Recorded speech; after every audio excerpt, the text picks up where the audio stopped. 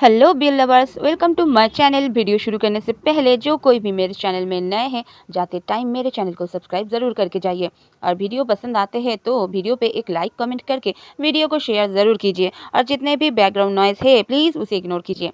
चलिए शुरू करते हैं the villain a broken angel शानवान फैन फिक्शन सीजन 2 के नेक्स्ट पार्ट को। पिछले पार्ट में हमने देखा था विभूषण अभी जिस विलेज में रहता है उस विलेज के पंचायत के कुछ मेंबर्स विभूषण के ऑफिस में आए थे और विभूषण को बताया था डेरेन वांग अपना छोटा भाई ई को अपने पास रखना चाहता है। विभूषण ने नेक्स्ट डे उन सभी को अपने घर आने को बोला था। ई को जब ये बात पता चला बेचारा रोते रोते बीमार पड़ गया। सभी ई को लेकर टेंशन में थे। अब नेक्स्ट डे सुबह कॉलिंग बेल बज उठता है विभूषण के घर का। अब आगे विभूषण ने वांगजी से कहा, तुम जाओ ई के पास, ई का ध्यान रखो, मैं इन लोगों से बात करता हूँ। वांगजी ने कहा, शियान अपने गुस्से को कंट्रोल करके बात करना, नहीं तो बात बिगड़ जाएगी। विभूषण वांगजी के चेहरे को प्यार से पकड़ा और कहा, गुस्सा तो आ रहा है लेकिन खुद पर, मुझे पहले ही इस बारे में सोच लेना चाहिए था। विभूषण चला गया दरवाज़ा खोलने और वांगजी चला गया ई के पास। विभूषण ने दरवाज़ा खोला तो देखा सामने पंचायत के मेंबर्स थे और उनके साथ डेरिंग वांग भी खड़ा हुआ था। इनको देखकर ही विभूषण टेंशन में आ गया लेकिन दिखाया नहीं। विभूषण ने सभी को बेमन से वेलकम किया और चाय के लिए पूछा, लेकिन डेरिन वांग बोल पड़ा, हम यहाँ चाय पीने नहीं आए हैं, ई कहाँ है, मुझे ई से मिलना है। विभूषण की मुट्ठी कस गई। विभूषण ने कहा, बुलाता हूँ बोलकर विभूषण उठ गया वहाँ से और ई के रूम में चला गया। विभूषण ने देखा ई अभी वांगजी को हक करके रोते हुए बोल रहा है, वांगजी गग्गा आप जाओ और उनको भगा दो, मुझे उनके साथ नहीं जाना। विभूषण के रूम में आते ही ये जल्दी से आकर विभूषण को हक कर लेता है और कहता है, पता है मुझे आप कुछ नहीं कर पाएंगे, ये लोग मुझे लेकर चले जाएंगे। वे गगा मुझे आपको छोड़ के नहीं जाना, प्लीज़ कुछ कीजिए। विभूषण अभी कुछ कह नहीं पा रहा था, बस ई को हक करके खड़ा था। वांगजी ने कहा, श्रेयांग से बात हुई, वो कब आ रहा है? विभूषण ने कहा, रुको कॉल करके देखता हूँ। विभूषण ई के सर पे हाथ फिराते हुए कॉल लगाया लेकिन श्रेयांग ने नहीं उठाया। विभूषण ने और 2 बार कॉल लगाया और कहा नहीं उठा रहा है। फिर ई से कहा, बाबू बाहर तुम्हें बुला रहे हैं, चलो। ई ने कहा, मुझे नहीं जाना, आप प्लीज़ उनको भगा दीजिए, नहीं तो मैं घर छोड़ के भाग जाऊंगा। विभूषण ने ई के लिप्स पर एक छोटा सा किस किया और ई का रोना बंद करवाया। फिर कहा, चलो मेरे साथ, हम दोनों मिलकर भगाएंगे। पीछे से वांगजी ने कहा, और मैं मेरा क्रिकेट बैट लेकर आता हूँ। ई रोते रोते हंस पड़ा। विभूषण ई को बाहर लेकर आया।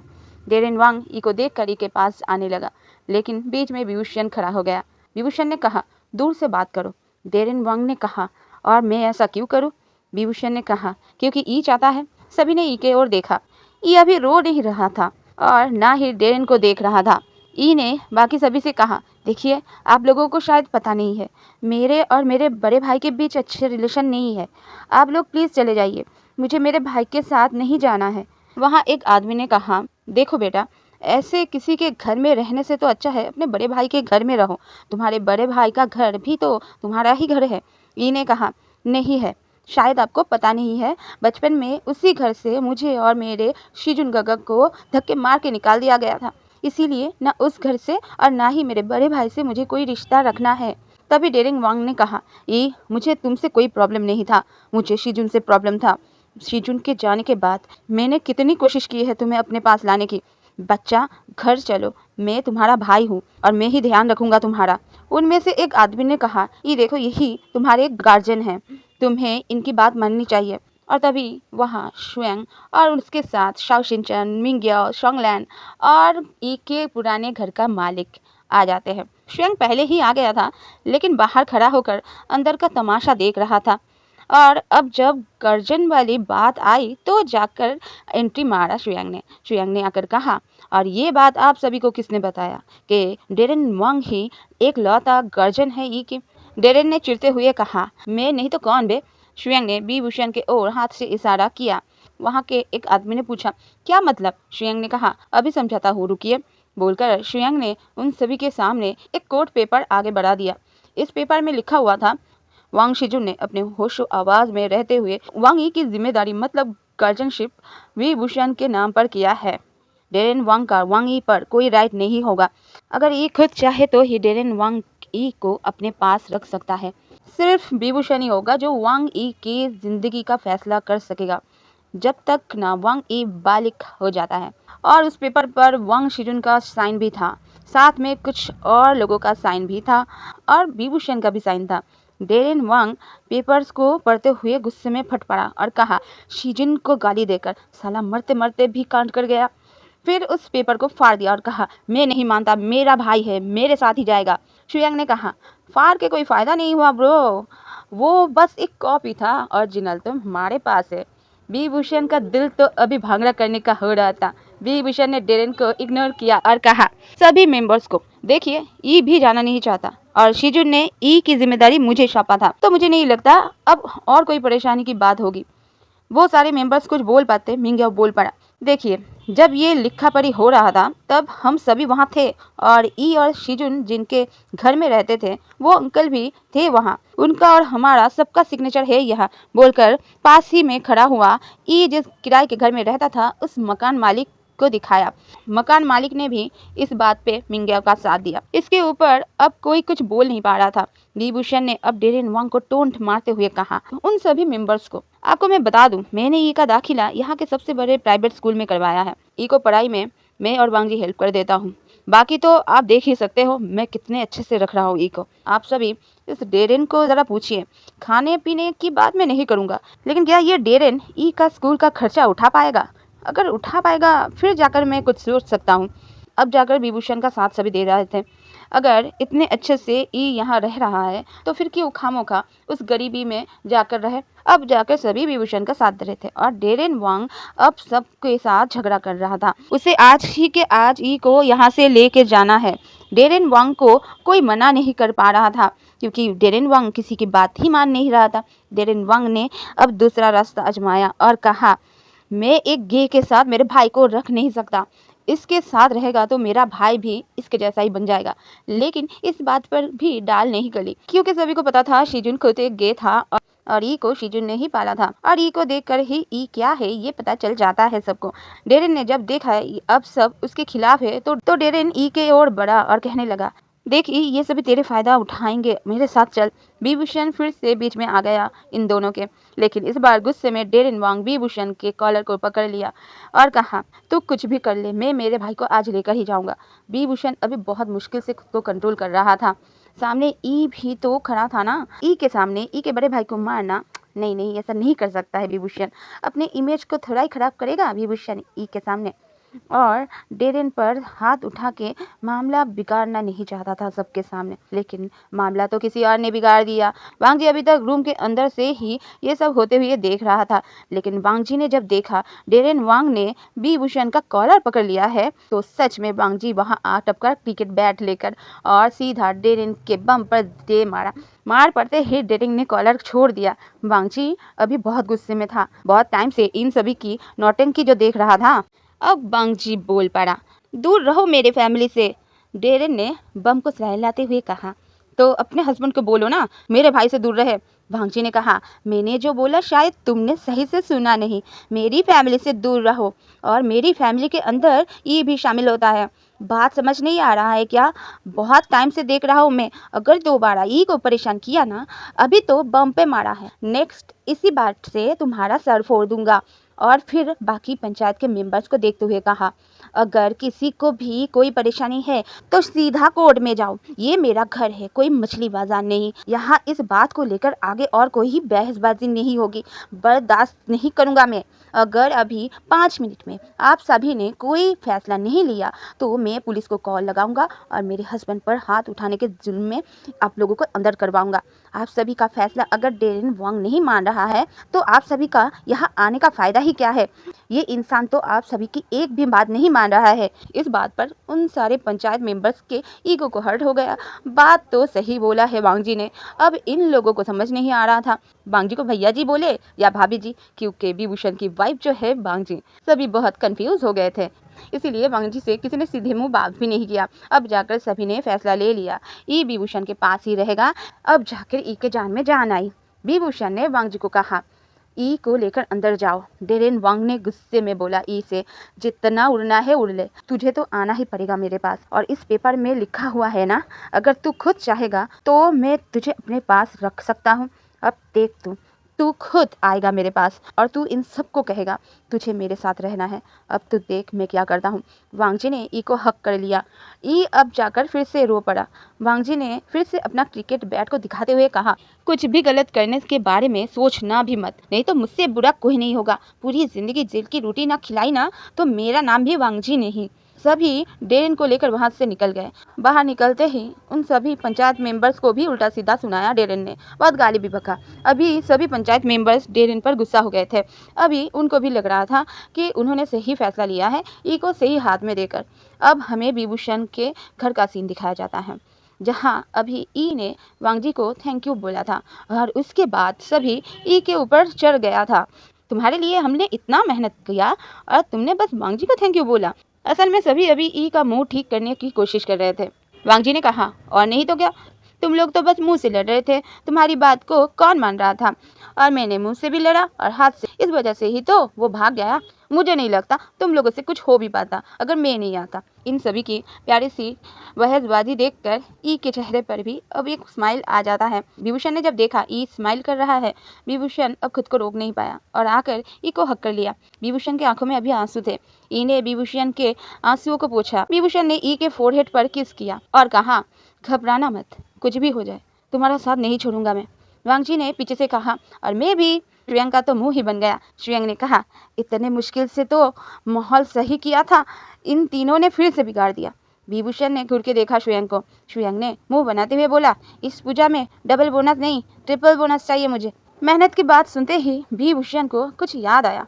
विभूषण ने जल्दी से कोर्ट पेपर को उठा लिया और सही से देखा, जहाँ विभूषण का सिग्नेचर भी था। विभूषण ने कहा, ये सिग्नेचर मैंने कब किया। श्रेयांग ने कहा, आप बहुत टेंशन में थे इसलिए मैंने आपको और परेशान नहीं किया, तो मैंने ही आपका सिग्नेचर नकल कर दिया और शिजुन का भी मैंने ही कर दिया।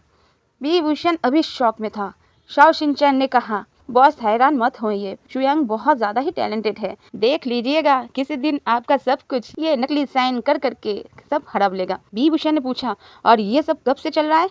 आज यहाँ सॉन्गलैंड भी मौजूद था जो गोडाउन का काम संभालता था विभूषण के। सॉन्गलैंड ने कहा, बॉस जब से आपकी एक्सीडेंट हुआ है तब से श्रेयांग ये कारनामा कर रहा है। श्रेयांग ने मुंह बनाते हुए कहा, इतना कुछ बता रहे हो मेरे बारे में तो ये भी बोल दो मैंने ऐसा क्यों किया। विभूषण ने पूछा, क्यों किया। श्रेयांग ने कहा, क्या ही बताओ बॉस, आपके एक्सीडेंट के बाद ऑफिस में लोचा शुरू हो गया था। 2 बार तो ट्रक में माल आकर भी डिलीवरी ना करके चले गए, क्योंकि आप जो नहीं थे साइन करने के लिए। इधर आपकी तबीयत भी सही नहीं था, वांगजी बॉस ने भी मना कर दिया था आपको ज़्यादा परेशान ना करे, इसलिए मैंने ये तरीका अपनाया। इसके बाद जब भी माल आता था मैं आपका सिग्नेचर चुपके से कर देता था और माल उठा लेता था। अगर मैं ऐसा नहीं करता तो आपका ही लॉस होता बॉस। विभूषण को समझ नहीं आ रहा था विभूषण श्रेयांग का शुक्रिया अदा करे या गाली बके। इसके चलते विभूषण ने कुछ नहीं कहा, क्योंकि विभूषण इन चारों पर आंखें बंद करके भरोसा करता है। बेईमानी तो नहीं करेंगे ये लोग। अगर करना होता तो अभी जो बार बार विभूषण बीमार पड़ जाता है इसका ही फायदा उठाकर ये लोग कुछ भी कर सकते थे। उल्टा ये चारों ही है जिनके वजह से विभूषण का बिजनेस अच्छे से चल रहा है। विभूषण ने कहा, वांगजी पूरे ऑफिस स्टाफ को लेकर पिकनिक चलते हैं चलो। श्रेयांग का तो दिल खुश हो गया, विभूषण खर्चा जो करने वाला है अब। इस बात पर सभी मान गए। वांगजी ने विभूषण को टोंट मारते हुए इसे कहा, जानते हो ये, आज जब तुम्हारे भाई ने कॉलर पकड़ा ना मेरे शियान का तो मुझे लगा अभी शियान मार देगा, अभी शियान मार देगा, लेकिन मैं तो हैरान हूँ, शियान ने बिल्कुल भी नहीं मारा, उल्टा चुप करके खड़ा था। लेकिन जितना मैं शियान को जानता हूँ, अगर कोई शियान को ऐसा कुछ कर दे तो शियान उसको मार के भरता बना देता है। लेकिन आज मुझे समझ नहीं आया आज शियान को हुआ गया था जो शियान इतना चुप करके खड़ा था। विभूषण ने ई के कान पर हाथ दे दिया और कहा वांगजी से, तुम चुप करोगे। वांगजी ने अपना मुंह बनाया। वांगजी ने कहा, ठीक है मुझे समझ आ रहा है, मैं अभी सबके सामने कुछ नहीं कहूँगा, लेकिन रात को ई को इस बारे में ज़रूर बताऊँगा। अब विभूषण का मुंह बन गया। इसके बाद ई ने जाकर अपने किराए के घर के मालिक का शुक्रिया अदा किया। उन्होंने कहा, बेटा तुम बहुत छोटे थे जब तुम्हारा भाई तुम्हें हमारे घर लेकर आया था, मेरे पोते की उम्र के हो तुम। मेरे एक झूठ बोलने से अगर तुम्हारा भला होता है तो मैं एक नहीं 1000 झूठ बोल सकता हूँ तुम्हारे लिए, फिर से सैड माहौल बन रहा था। वांग जी ने कहा, अब सभी के लिए मैं चाय बना कर लाता हूँ। ई ने कहा, वांग जी काका आप बैठिए, मैं बना कर लाता हूँ। वांग जी ने कहा, नहीं, तुम्हारी तबीयत अभी खराब है, तुम बैठो। तुमने चाय बनाना सिखाया है ना मुझे, तो आज मैं ही बनाऊंगा। विभूषण ने कहा, वांग जी बेबी मैं बना कर लाता हूँ, तुम बैठो। वांग जी ने कहा, नहीं आज मुझे बनाना है, ई ने सिखाया था मुझे। विभूषण फिर से मना करने जा ही रहा था। शुयांग ने कहा, बॉस, वांग जी बॉस इतना बोल रहे हैं, उनको ही बनाने दीजिए ना, लगता है उनका बहुत मन है। विभूषण ने एक क्रीपी सा मुस्कान दिया। शुयांग डर गया। वांग जी चाय बनाने चला गया। वांग जी के जाते ही विभूषण ने कहा, अगर पिकनिक पर जाना है तो वांग जी के हाथ का पूरा चाय पीना पड़ेगा। मैं, वांग जी और ई चाय नहीं पीते हैं तो हम नहीं पियेंगे, ठीक है। शुयांग को अब दाल में कुछ काला लग रहा था। ये चाय के साथ पिकनिक की बात क्यों उठ रही है। थोड़ी देर में वांग जी चाय लेकर आ गया और सबको दिया। चाय का एक सिप लेकर ही एक मकान मालिक मुझे एक ज़रूरी काम है बोलकर भाग गए। शुयांग ने वांग जी को चाय दिखाते हुए कहा, वांग जी बॉस मैं ब्लैक टी नहीं पीता। वांग जी ने कहा, पर मैंने तो मिल्क दिया था चाय में, मैंने ब्लैक टी नहीं बनाया है। शुयांग अभी एक बार चाय को और एक बार वांग जी को देख रहा था। विभूषण ने कहा, शुयांग एक घुट में पी लो। वांग जी ने कहा, क्या बोल रहे हो शियान, एक घूंट में कैसे पी सकता है, उसका मुंह जल जाएगा। विभूषण ने कहा मन में, वांग जी अगर इस चाय को एक घूंट में नहीं पिया शुयांग ने तो शायद एक हफ्ते तक शुयांग के मुंह के सारे टेस्ट बर्ड अपना काम करना भूल जाएंगे। शुयांग ने एक घूंट चाय पिया। अभी सभी शुयांग की ओर देख रहे थे। शुयांग ने वांग जी की तरफ देखा, फिर विभूषण की तरफ, फिर पिकनिक जाने की बात याद किया और शुयांग ने सच में एक घूंट में सारा चाय पी लिया। शुयांग अभी अपने आंखों में आंसू कंट्रोल करके बैठा हुआ था। वांग जी ने जब देखा शुयांग ने गर्म चाय एक घूंट में पी लिया है तो वांग जी ने कहा, शुयांग हर टाइम बॉस का कहना मत मानो, देखो मुंह जल गया तुम्हारा, रुको मैं बर्फ लाता हूँ। बोलकर वांग जी किचन में चला गया। विभूषण ने जल्दी से कहा, शुयांग जल्दी से बाथरूम में जा। शुयांग गिरते पड़ते भागा बाथरूम की ओर और जाने के साथ साथ ही वॉमिटिंग शुरू।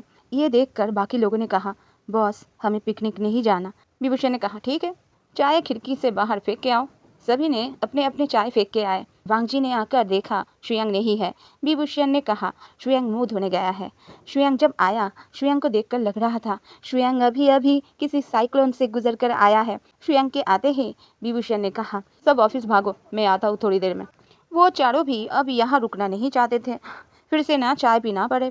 बाहर निकलते ही शाओ शिनचन ने कहा, बॉस के साथ बस शुयांग ही जाएगा पिकनिक, हमने तो चाय नहीं पिया इसलिए हम तो नहीं जा पाएंगे। वैसे शुयांग चाय का टेस्ट कैसा था? शुयांग ने कहा, मुझे लगता है जहर भी इससे टेस्टी होगा। दूध वाले चाय में नींबू कौन डालता है? इतनी कड़वी दवाई भी नहीं बनी होगी इस दुनिया में जितनी कड़वी ये चाय थी। अब सभी शुयांग का मजाक बनाते हुए चले गए ऑफिस। जो भी बोलो, हमारा नटखट सा शुयांग बहुत काम का है। पिछले दिन शुयांग ने ही कॉल करके ई को बताया था डेरिन के बारे में। फिर जाकर ई से सीजुन का सिग्नेचर लेकर आया था। सिग्नेचर प्रैक्टिस भी किया था और पेपर पे साइन भी किया था।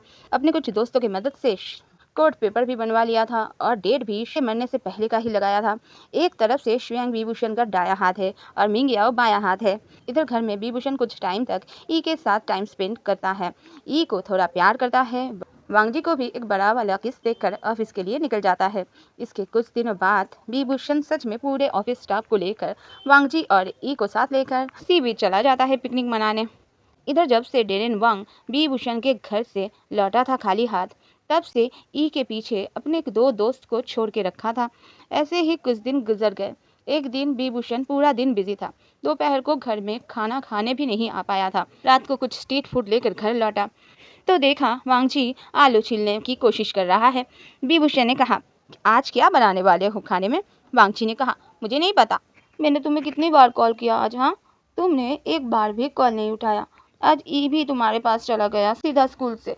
मुझे भूख लगी थी तो शीजे ने मैगी बना कर दिया, लेकिन अभी बहुत भूख लगी है मुझे, तो तुम दोनों जल्दी से कुछ बना कर दो मुझे।